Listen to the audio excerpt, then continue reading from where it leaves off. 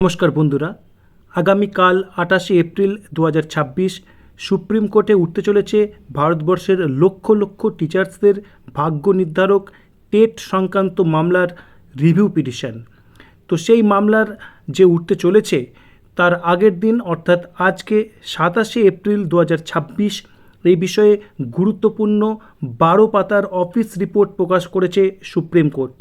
এই 12 পাতার অফিস রিপোর্টের মূল নির্যাস কী সেটি আপনাদের সঙ্গে শেয়ার করব এবং আগামীকাল সুপ্রিম কোর্টের যে হিয়ারিং হতে চলেছে সেটি ওপেন কোর্ট হিয়ারিং নাকি যে চেম্বারের হিয়ারিং সে বিষয়েও তথ্য আপনাদের সঙ্গে শেয়ার করব। তো চলুন শুরু করা যাক আজকের ভিডিও। প্রথমত আপনারা যেটা দেখতেই পাচ্ছেন যে এটি হচ্ছে office report listed on 28/4/2026 court number 8 item number 1002। কি লেখা আছে দেখুন, section 3 in the supreme court of India inherent জুরিসডিকশনস দিয়ে এখানে রিভিউ পিটিশনস ডায়েরি নাম্বার একেবারে মেনশন করা রয়েছে। যতগুলো রিভিউ পিটিশনস এখানে রেজিস্টার্ড হয়েছে তার ডায়েরি নাম্বার কিন্তু মেনশন রয়েছে। ইন সিভিল অ্যাপিল নাম্বার 1385 অর্থাৎ অঞ্জুমান ইসলাতি তালিম ট্রাস্টের যে মামলা সেটির উল্লেখ রয়েছে। স্টেট অফ উত্তরপ্রদেশ এটসেট্রা তারা হচ্ছে পিটিশনার্স, অর্থাৎ যার মধ্যে বিভিন্ন অন্য রাজ্যও রয়েছে, বিভিন্ন শিক্ষক সংগঠনও রয়েছেন, ভার্সেস অঞ্জুমান ইসলাতি তালিম ট্রাস্ট, তাদের হচ্ছে এই মামলা। রিভাইজড কমন অফিস রিপোর্ট, এটি একটি কমন অফিস রিপোর্ট কারণ এখানে অনেকগুলো রিভিউ পিটিশনস হয়েছে আপনারা জানেন। এখানে কি বলছে দেখুন, it is submitted that civil appeal number 1385 of 2025, এখানে ব্যাকেটে কি লেখা রয়েছে পেন্ডিং ম্যাটার, অর্থাৎ মূল মামলাটা কিন্তু পেন্ডিং রয়েছে। Along with the connected matters were listed before the honourable court on 1/9/2025 এবং when the honourable court pronounced the reportable judgment with some directions, অর্থাৎ 1 সেপ্টেম্বর 2025 যে জাজমেন্ট হয়েছিল কিছু ডিরেকশনস দিয়ে তার উল্লেখ রয়েছে প্রথমেই। কপি অফ দ্য সেম আর অ্যানেক্সড অ্যাট পেজ নাম্বার দিয়ে এখানে সেটি অ্যানেক্স করা রয়েছে। তারপর কি বলছে দেখুন, details of the above mentioned review petitions diary numbers e filed by various counsels, এবার তার ডিটেলসটা এখানে দিচ্ছে যে কারা কারা রিভিউ পিটিশনস ফাইল করেছে। এখানে মূল যেটি কথা দেখুন প্রথমেই রয়েছে উত্তরপ্রদেশের যে রিভিউ পিটিশনস তার উল্লেখ রয়েছে 1 নম্বর সিরিয়ালে। এখানে যে ইন্টারলোকেটরি অ্যাপ্লিকেশনস বিভিন্ন দেওয়া হয়েছিল তার মধ্যে গুরুত্বপূর্ণ তথ্য যেটি বলার দেখুন, গ্র্যান্ট অফ ওরাল হিয়ারিং, অর্থাৎ ওরাল হিয়ারিং গ্র্যান্ট করার জন্য কিন্তু তাদের একটা স্পেশাল আবেদন ছিল। শুধু উত্তরপ্রদেশ নয়, বিভিন্ন রিভিউ পিটিশনে কিন্তু এটি একটি কমন এজেন্ডা, অর্থাৎ এটি সবাই প্রায় চাইছেন যে ওরাল হিয়ারিং হোক। এবার প্রশ্ন হচ্ছে আগামীকালই কি ওরাল হিয়ারিং হবে? না, আগামীকাল কিন্তু ওরাল হিয়ারিংয়ের হওয়ার প্রশ্ন নেই। আগামীকাল এটি চেম্বারের উঠছে, অর্থাৎ জাজেদের চেম্বারে বিষয়টি যাচ্ছে এবং সেখানে ডিসাইড হতে পারে যে এটি ওরাল হিয়ারিংয়ের জন্য নির্ধারিত করা হবে কি না। তো সেই ডিসিশন আশা করছি আমরা আগামীকালই জানতে পারবো।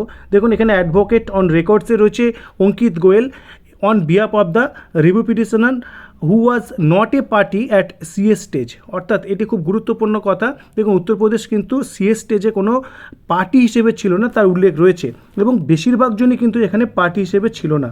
রিমার্কসে দেখুন ইন অর্ডার, অর্থাৎ ডিফেক্টিভ নয়, ঠিকঠাক রয়েছে। এরপরে বিভিন্ন রয়েছে, আমি কয়েকটি দেখুন বিক্রম হেগড়ের নাম রয়েছে, তো এই পার্টিও কিন্তু নট এ পার্টি। তারপরেরটি দেখুন নট এ পার্টি, অর্থাৎ তারা পার্টি ছিল না। এবং তারপরে এটা দেখুন যে রিমার্কসে রয়েছে ডিফেক্টিভ, অর্থাৎ এখানে কোনো ডিফেক্ট রয়েছে যেটি রিমুভড হয়নি সেটির উল্লেখ রয়েছে। এইভাবে কিন্তু বিভিন্ন রিভিউ পিটিশনের যে ডিটেলস আপনারা দেখতে পাচ্ছেন যেগুলি করা হয়েছে তার ডিটেলস এখানে রয়েছে। তো এরপরে যেটি আপনাদের সঙ্গে শেয়ার করব যে এইভাবে আমরা যদি দেখতে পাই দেখুন সিরিয়াল নাম্বার একেবারে 41, 42, 43, 44, 45 পর্যন্ত গেল। তারপরে লাস্টে কি ফুট নোট দেওয়া রয়েছে দেখুন, it is submitted that the letter was issued to all the respective council's to cure the defects in all the review petitions above mentioned, but some RPDID numbers are still defective as some councils have not cured the defects in those above mentioned RPDID numbers, অর্থাৎ defect দূর করার জন্য notice দেওয়া হয়েছিল সকলকে, কিন্তু অনেকেই কিন্তু এখনও ডিফেক্ট দূর করেনি সেটির উল্লেখ রয়েছে। The unregistered review petitions diary numbers above mentioned are circulated before the honorable judge, তো সেটিও এখানে সার্কুলেটেড করা হচ্ছে in chambers with the office report. খেয়াল করে দেখুন কোথায় কি বলা হচ্ছে, আর সার্কুলেটেড বিফোর দ্য অনারেবল জাজ in chambers with this office report, অর্থাৎ এই অফিস রিপোর্ট সহ সেটি জাজেদের যে চেম্বার সেখানে কিন্তু সার্কুলেট করা হচ্ছে। একেবারে স্পষ্ট বলা রয়েছে যে এটি চেম্বারই উঠছে, প্রথাগত যে নিয়ম যে প্রথমে কিন্তু সেটি রিভিউ পিটিশনের জন্য সংশ্লিষ্ট জাজেদের চেম্বারে যায়, তো সেখানেই যাচ্ছে। এবার এই মামলার যে এতগুলি যে স্টেট এখানে রিভিউ পিটিশনে অংশগ্রহণ করেছেন, সব মিলিয়ে যদি বিষয়টির যদি গুরুত্ব পায় তাহলে সেটি অবশ্যই ওপেন কোর্ট হিয়ারিংয়ের জন্য আসতে পারে বলেই মনে করা হচ্ছে। আপাতত আগামীকাল কি ডিসিশন আসে সেদিকে সকলের নজর থাকবে এবং এ বিষয়ে যখনই আপডেট পাওয়া যাবে সেটি আপনাদের সঙ্গে শেয়ার করব। তো আপাতত এটুকুই। ভিডিওটি ভালো লাগলে অবশ্যই লাইক, কমেন্ট এবং শেয়ার করুন এবং আপনাদের মতামত অবশ্যই কমেন্ট বক্সে প্লেস করুন কি আগামীকাল এই রিভিউ পিটিশনের যে ফয়সালা সেটি কি হতে পারে, আপনাদের কি মনে হয় সেটি অবশ্যই কমেন্ট বক্সে প্লেস করুন। চ্যানেলটি সাবস্ক্রাইব করুন। ধন্যবাদ।